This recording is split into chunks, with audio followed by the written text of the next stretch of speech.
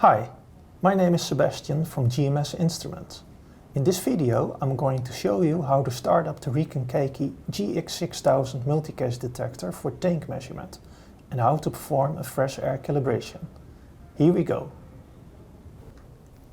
Keep the power enter button pressed for 5 seconds until you hear a beep sound. The entire display lights up. Various displays are run through automatically.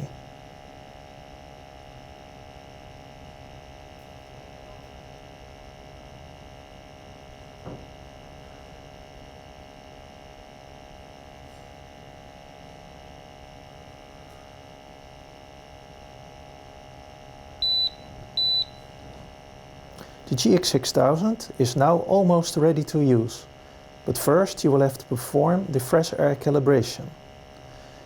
Press the air button on the measurement screen. The air calibration screen is displayed Hold Air key. Keep the air button pressed while on the screen Hold Air key adjusting 0 is displayed. Release the air button. When on the screen, Release Air key 0 adjusted is displayed. When 0 adjustment is successfully completed, on the screen End is displayed. The GX-6000 returns automatically to the measurement screen. The GX-6000 is now ready for the detection of gases.